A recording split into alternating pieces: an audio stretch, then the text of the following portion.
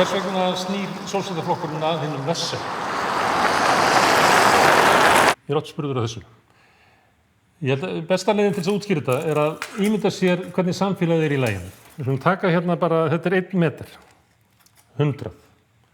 Og undir eðlilegum kringumstæðum ef allir væru jafnir í samfélaginu og orð allra jafn gild, að þá væri miðjan í umræðinni svona cirka hér.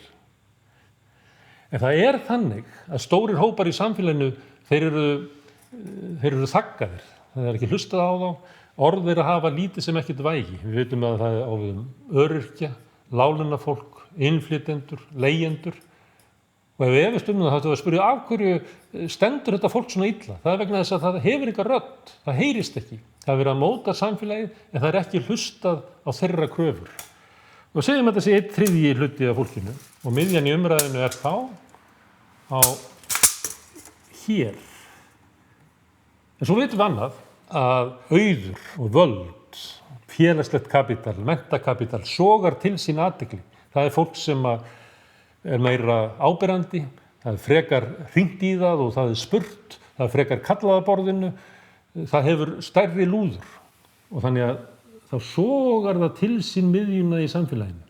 Og ef ég ætla að vera svona mildur, þá myndi ég segja að miðjan í samfélaginu væri svona cirka á 15. Þannig að miðjan er raunverulega sem tilheyrir þeim sem eru 30% best settir í samfélaginu. Og ef við hugsum aftur hina versettu sem eru hér, hvernig haldið þið að samfélagsumræðan líti út frá þessu sjónarhóli? Það virkar eins og tal eitthvað samfélag á annarri plánetu. Það er aldrei talað raunveruleika þess fólks sem lifir hér niðri. Þið sjáuð aldrei fátækan mann í Silfur Egils. Þið sjáuð aldrei umræðu í Kastljósi þar sem hefur verið að tala leigjendur, innflytjendur, láglaunafólk, öryrkja, hina fátæku og hina valdalausu. Og gagnvart þessu fólki virkar stjórnmálin og samfélagsumræðan eins og óskiljanlegt rugl. Með því að beina athyglinni að hinu versettu vill sósíalistaflokkurinn breyta þessu. Hann vill draga miðjuna þannig að við tökum hana hérna af auðvaldi og elítu og færum hana þar sem hún á heima, sem er svona sirki í miðjunni. Auðvitað finnst okkur hún mætti alveg fara hingað, allavega tímabundið, bara til þess að jafna aðeins söguna, en líka vegna þess að það er mikilvægara að byggja upp samfélagið út frá þörfum, vonum og væntingum þeirra sem að upplifa óréttlæti samfélagsins heldur en hinna sem hafa það alveg frábært og gott. Hvernig heldur samfélagið batni þá? Það batnar aldrei. Ég vil ekki gleyma kannski einu sem er mjög mikilvægt.